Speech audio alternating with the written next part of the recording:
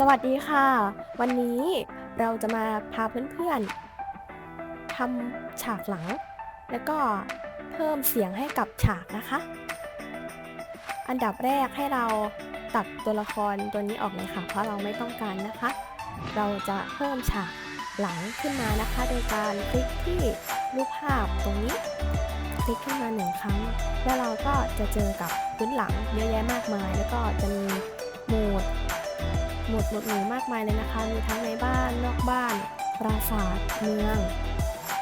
บิน วันหยุด ดนตรีและการเต้นรำธรรมชาติหรืออวกาศก็มีนะคะสำหรับวันนี้เราจะมาเลือกฉากหลังของธีมของดนตรีนะคะ ถ้าเราต้องการตัวไหนก็ให้เราคลิกแล้วก็กดตกลงด้านล่างเลยนะคะโอเค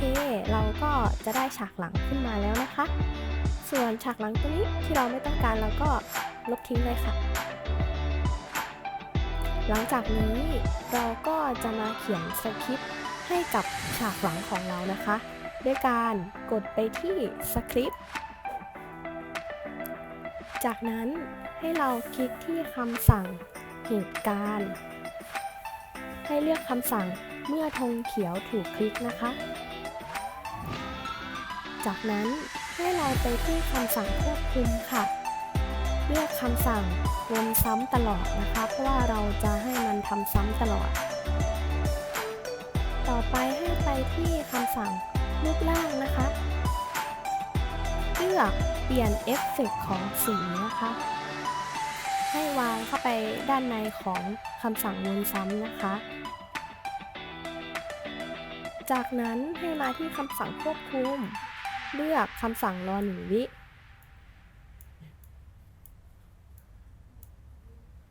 แต่ว่าเราจะไม่ให้ถึง1 วินะคะเราจะให้ถึงแค่ครึ่งวิแล้วก็คลิกแล้วก็เปลี่ยนเลยค่ะเป็น 0.5 จากนั้นก็ลองกดเล่นดูนะคะ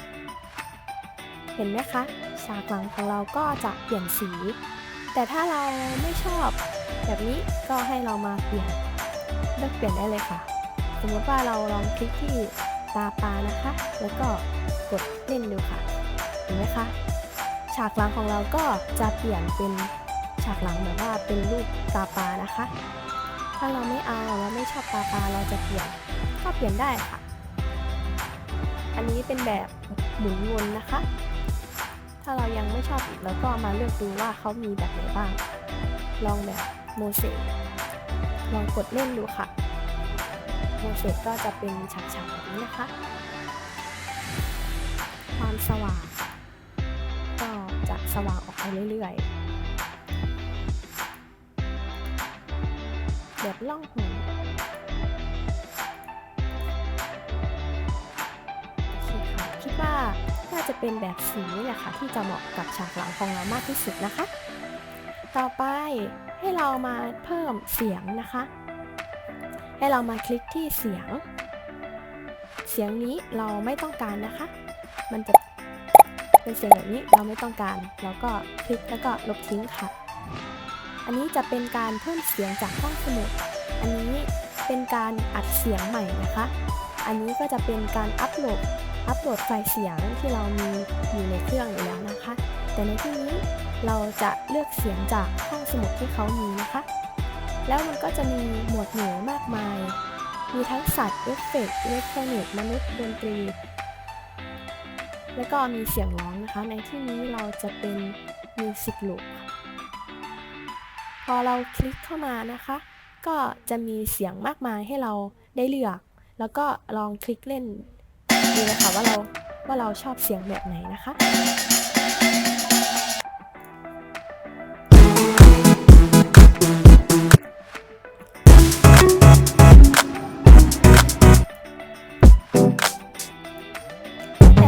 ว่าเพื่อนๆชอบเสียง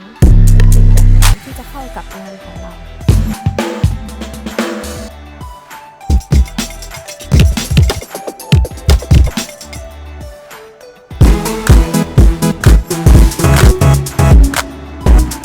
ในที่นี้เราจะเลือกเสียงนี้นะคะแล้วก็กดตกลงเลยค่ะ